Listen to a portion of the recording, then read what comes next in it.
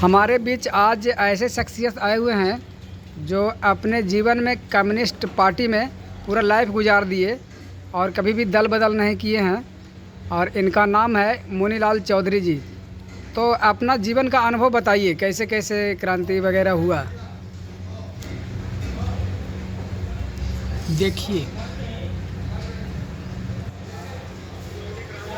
सभी आज़ादी की लड़ाई लड़ा, सुने बहुत से थे, लेकिन पूर्ण आज़ादी की मांग करने वाला शख्स थे दशरथ मोहानी।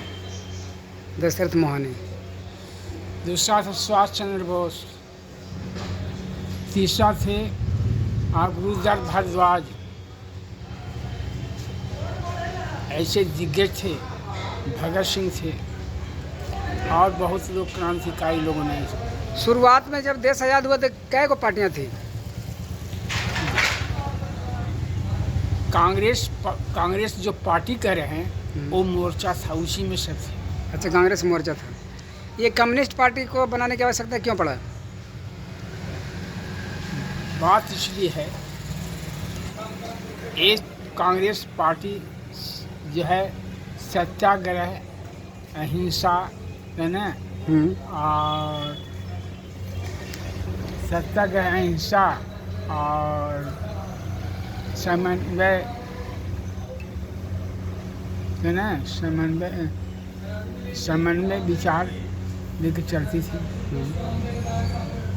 बात है कि इन लोग संघर्ष के लिए नहीं थे। 1922 में यूपी में एक जगह है चौरा चौरी। हाँ, चौरा चौरी कांड भी हुआ, इतिहास में हम लोग पढ़े हैं। तो गरीब किसान मजदूर अंग्रेज के जुल्म पुलिस खिलाफ आंदोलन किया, जिसे बहुत लोग पीटा बेरहमी से। तो किसान संगठित होकर के थाना पर चढ़ करके 22 आदमी की हत्या कर दिया था। किसान लोग। इसके बाद महात्मा गांधी आकर के दुख जाहिर की, कहें कि मारे गए लोगों को आश्वासन दिया, दुख जताया, ये भला काम नहीं हुआ है, समझे। उसी वक्त जो है पार्टियों में डिवीजन हो गया। ये क्रांति दल जिसका नेता भगत सिंह थे और बड़े बड़े दशरथ मोहानी थे, गुरुदत्त भारद्वाज थे, बहुत बड़े क्रांतिकारी संगठन एक अलग हो गया। बहुत लोग कांग्रेस पे भी आरोप लगाते हैं कि महात्मा गांधी भी देश के लिए कुछ नहीं किए, नाम कमाने के लिए अपना ज़्यादा किया। आपका महात्मा गांधी के बारे में क्या विचार है? देखिए, महात्मा गांधी जो हैं एक ऐसे ही व्यक्ति थे जिसके अंग्रेज साम्राज्य में शुरू से उदय से नहीं होता था। उसने विरोध इस ढंग से किया कि हम करेंगे, सत्याग्रह करेंगे, समन्वय करेंगे, आंदोलन, समन्वय आंदोलन, विनम्र आंदोलन, यही चलाया, विरोध नहीं किया उसने।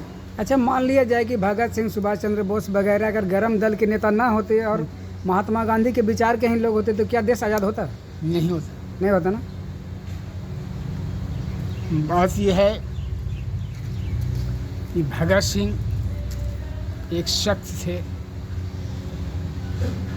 इनका ऑर्गेनाइजेशन संगठन का बहुत सा देशों में था, ऐसी बात नहीं थी भगत सिंह का।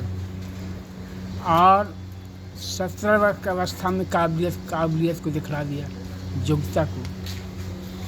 और जवान जो है, जब उनको गिरफ्तारी हुई तो इनको अपराधी कहा गया, तो इन्होंने जवाब दिया कि मैं अपराधी नहीं हूँ, मैं अपराधी नहीं।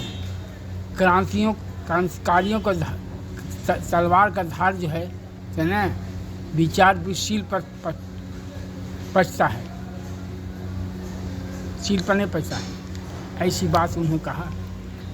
थोड़ा सा प्रकाश डालेंगे। आपके पार्टी CPI जिसमें आप आजीवन रहे, लेकिन कभी भी सत्ता पे काबिज नहीं हो पाया, ना बिहार में ना इंडिया में, इसका क्या कारण है? देखिए, ये कारण पूछते हैं।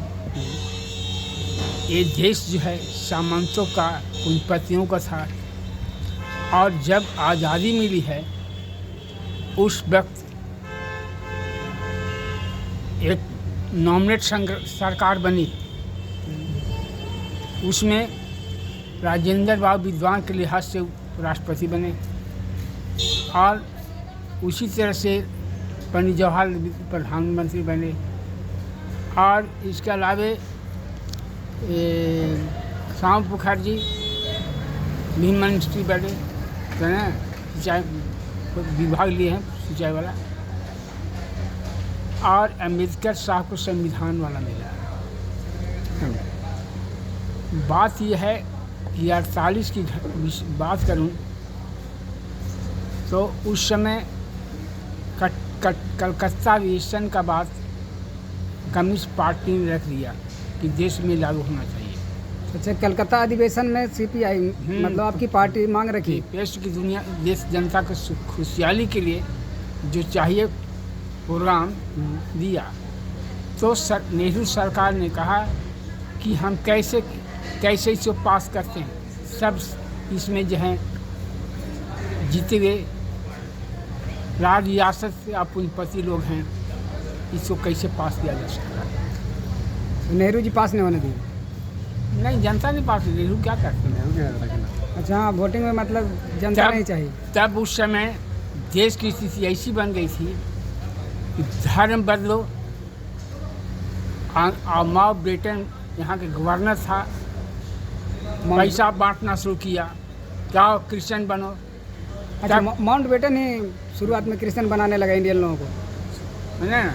माउंटबेटन था गवर्नर, वो पैसा खोल दिया कि सब क्रिश्चियन बनो, है ना, और मेरे साथ आओ।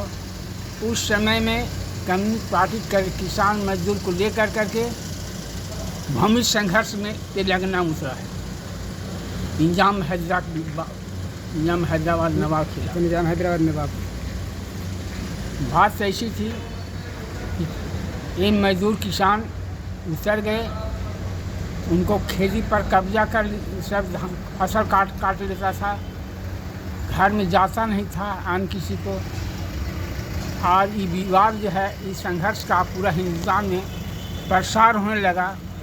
तब वल्लभ भाई पटेल ने इसको अपने हैसियत से, अपने अधिकारी हैसियत से, स्वास्थ्य मंत्री की हैसियत से ये किया कि दबा दिया।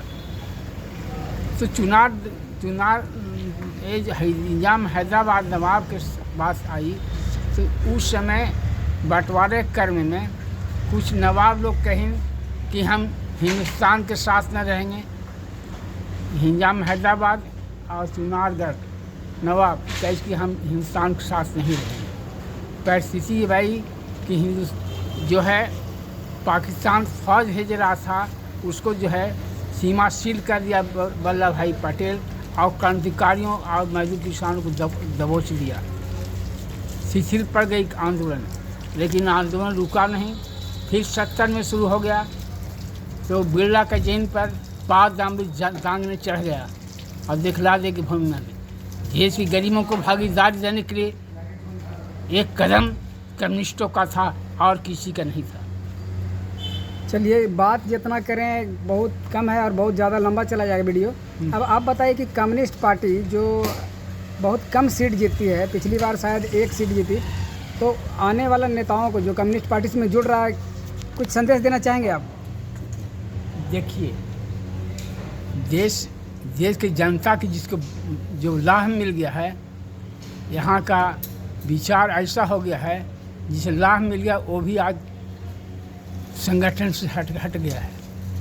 तो हटने का कारण क्या है? हटने करके उसका काम हो गया, क्या जरूर पार्टी के बीच में रहना। तब क्या ऐसे में आपके पार्टी सीपीआई को भी अपना विचारधारा बदलने की जरूरत नहीं है? जी नहीं, समय आएगा, राजनीति में उतार और चढ़ाव होता है। मतलब समय आएगा, इसका भी एक दिन ये भी चढ़ाव पे आएगा। चलिए, आप हमारे बीच आए हैं और इतना अच्छा विचार आप रखें, बहुत बहुत धन्यवाद अंकल जी।